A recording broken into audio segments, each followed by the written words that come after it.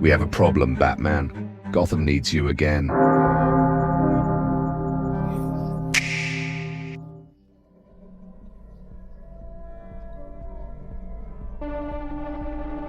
Benjamin Willis is a serial killer who dresses like a fisherman and uses a fishing hook to murder people. He's not crazy or driven by revenge. He just likes killing and has gotten really good at it over the years. Willis treats murder like a fishing trip where humans are the catch. He blends into coastal towns so well that locals trust him before they realize he's there to kill them. His hook and fishing line aren't just weapons. They're who he is. The tools that show how patient and careful he is when hunting people. The plan must deal with a killer who doesn't kill from anger or trauma, but from cold calculation.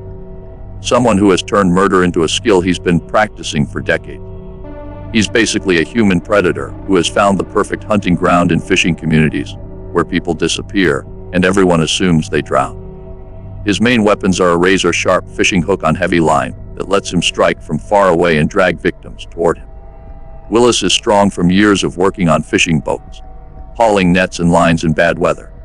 His hands are tough from rope work, giving him a good grip for strangling people or holding on to struggling victims. The hook works as a long-range weapon that can cut through flesh and clothes, a climbing tool for getting around, and a fear weapon because people panic when they see it coming. His yellow raincoat protects him from weather and boil, making him easy to spot, which he uses to scare victims who see him coming but can't get away fast enough. Fighting him means dealing with weapons that have longer reach than most hand-to-hand tools, so you need either better weapons or ways to get close safely. Willis hunts like an experienced fisherman who knows patience and good positioning beats speed and aggression. He watches his targets before attacking, learning their habits, finding their weak spots, and waiting for the right moment to strike.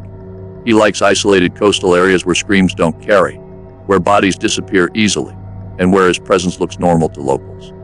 His kills follow fishing seasons and tourist times, showing he uses these natural patterns to hide his murders. Predicting his moves means watching coastal towns during busy fishing periods, finding areas where his methods work best, and setting up watch networks that can spot him before he picks victims. His patience helps and hurts him. He waits for perfect chances. But this makes him predictable if you understand what he's looking for. He targets people who won't be missed right away. Tourists, drifters. People visiting coastal areas alone or in small groups without local connections. Willis knows how investigations work, choosing victims whose disappearances will look like accident, drownings, or people leaving town instead of murders. His coastal settings give natural explanations for missing people that delay finding bodies and starting murder investigations. He sees his victims as fish to be caught rather than people to be killed, creating emotional distance that lets him operate without guilt or worry like most serial killers feel. Prevention means finding high-risk people in coastal towns, setting up check-in systems for tourists and visitors, and teaching people to recognize and avoid predator behavior. The goal is cutting off his access to easy targets while watching for his presence before he strikes. His knowledge of boats and water gives him big advantages in coastal areas where most cops and potential victims don't know as much about tides, weather, and navigation. Willis can escape into waterways that others find dangerous, use boats and water equipment like a pro, and use his knowledge of coastal geography to avoid getting caught. His understanding of ocean conditions lets him time attacks for best disposal of evidence and bodies, using tides and currents to spread physical evidence across wide areas.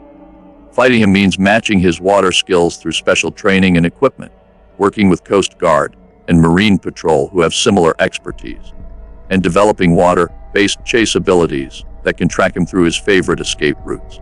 His knowledge of multiple coastal areas gives him backup hunting grounds when one area becomes too dangerous or heavily patrolled. The tracking strategy involves monitoring fishing industry movement patterns, establishing identification networks that can track fishermen moving between communities, and developing intelligence sharing between coastal law enforcement agencies. When his legitimate cover becomes a liability because it makes him trackable, his mobility advantage turns into a tracking opportunity. What do you think, Alfred? Master Bruce, Benjamin Willis represents something particularly troubling. A killer who has turned murder into a trade, approaching it with the same methodical patience that others bring to legitimate work. There's something deeply unsettling about someone who has professionalized violence to this degree. who treats human life with the same detachment a fisherman shows toward fish. However, his very methodical nature might also represent an opportunity for intervention. Unlike killers driven by passion or psychosis, Willis operates from calculation and routine. This suggests he might be capable of rational decision making if presented with consequences that outweigh his perceived benefits. Perhaps the key isn't just stopping him but demonstrating that his current methods are unsustainable. Alfred's missing the point. Willis isn't some businessman who can be talked out of killing with a better offer. He's a predator who has spent years perfecting his hunting skills and isn't going to stop because the risk gets higher. His methodical nature isn't a weakness to exploit through negotiation. It's a strength that makes him more dangerous because he doesn't make mistakes from emotion or impulse. The only language he understands is force applied systematically and relentlessly until continuing his activities becomes impossible. Sometimes you can't reform a monster. You can only contain it or eliminate it. His rational thinking makes him predictable, not redeemable. What do you think, Robin? Bruce, this guy sounds like he's just a really patient serial killer who happens to know about boats. Yeah, he's dangerous, but he's not superhuman or supernatural.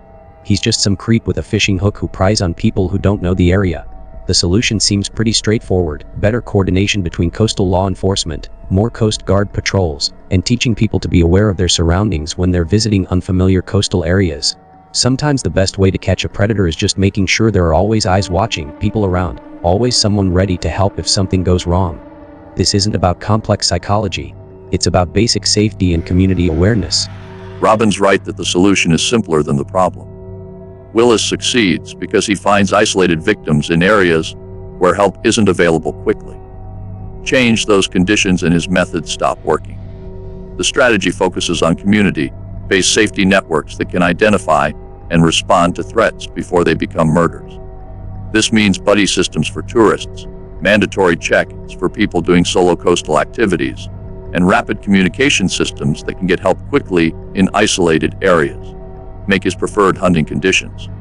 Isolated victims in unfamiliar territory, rare and difficult to find. Success from changing the environment rather than just chasing the predator.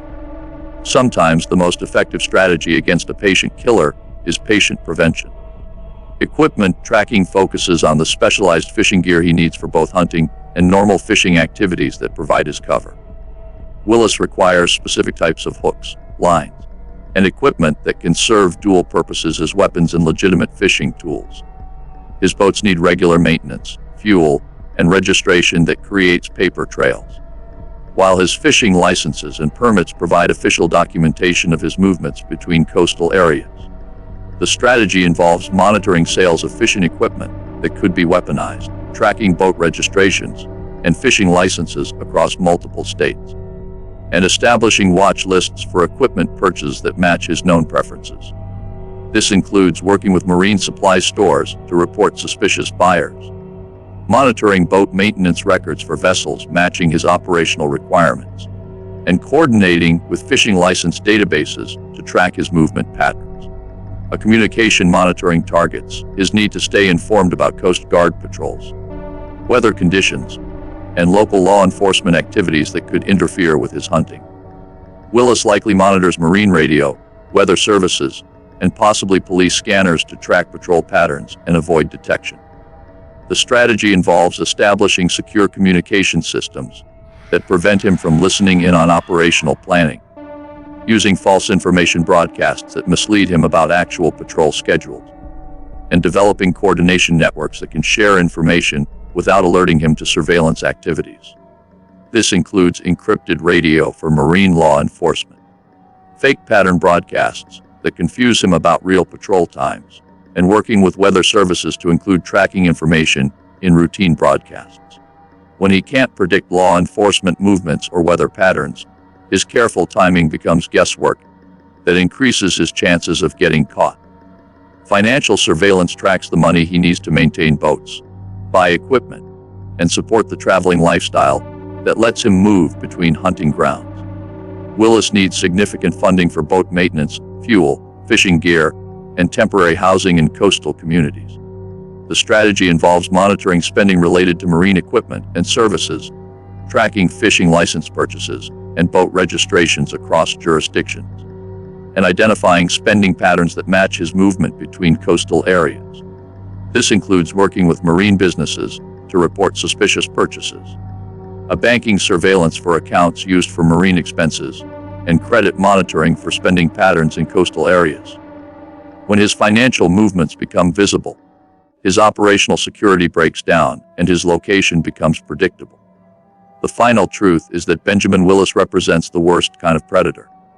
Someone who has turned murder into routine work, who approaches killing with the same calm patience others bring to honest jobs. His defeat requires systematic removal of the conditions that make his methods effective, proving that no amount of skill or patience can beat coordinated investigation and community awareness.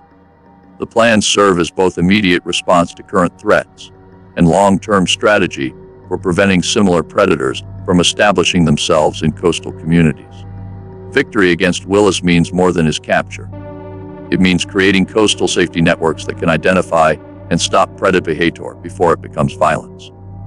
Because in the end, the greatest defeat of predators like the Fisherman comes not from superior violence, but from superior preparation, not from matching his patience, but from exceeding his planning, not from hunting the hunter, but from making hunting impossible through community vigilance and coordinated response.